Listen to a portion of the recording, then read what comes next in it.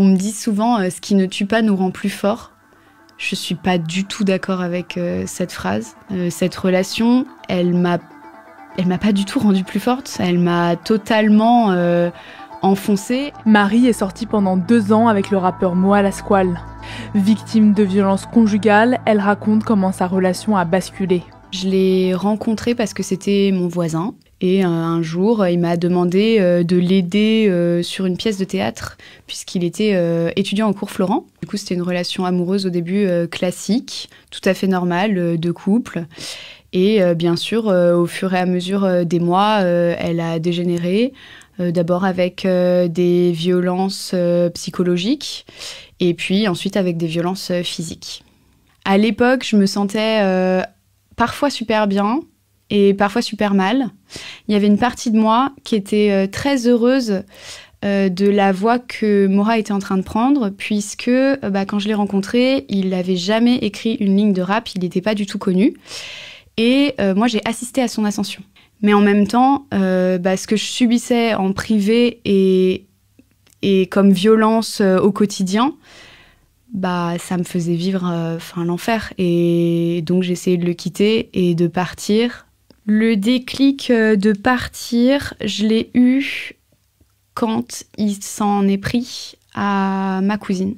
Un jour, elle était là et il a commencé à m'agresser. Elle a été témoin de cette agression. Et du coup, il s'est jeté sur elle et il l'a agressée aussi.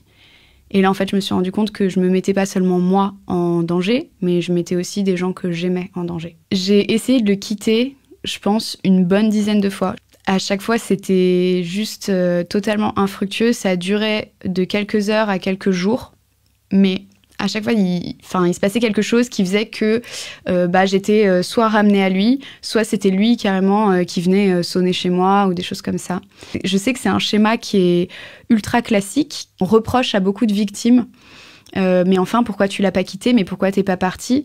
Mais en fait, on essaye. On quitte souvent plusieurs fois avant que ce soit enfin la bonne et dernière fois. Le rappeur a été condamné en juillet 2024 à 3 ans de prison ferme pour violences conjugales et séquestration sur 6 ex-compagnes, dont Marie. En quittant la relation, la première chose que j'ai ressentie, c'est un immense soulagement et énormément de liberté. Parce que pendant la relation, j'en avais très peu. Et surtout, on a l'impression qu'on est définitivement sorti de l'emprise et définitivement sorti du traumatisme, qu'il n'y en a pas que juste on va bien, on a sauvé notre vie.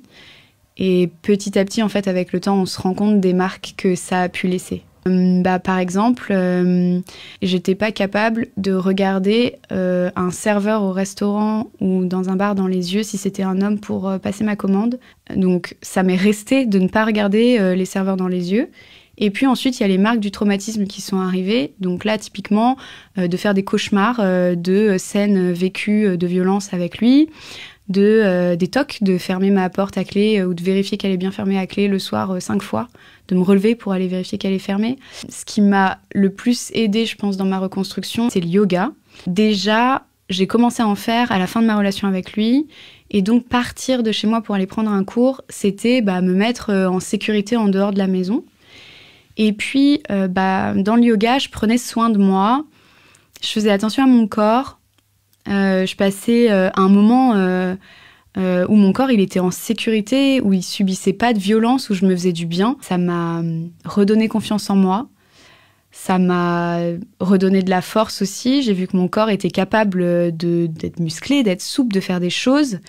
Et donc ça a été le début, le point de départ en fait de ma guérison. Après son témoignage, plusieurs femmes ont pris la parole pour dénoncer les violences de rappeurs comme Romeo Elvis ou L'Homme Pâle. Pas suffisant pour créer un mouvement selon Marie. Pour moi, il n'y a pas eu de MeToo rap.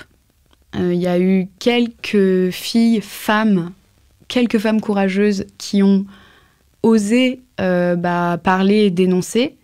Mais en fait, c'est, je pense, trop peu par rapport au nombre de femmes et de personnes qu'il y a réellement dans ces histoires.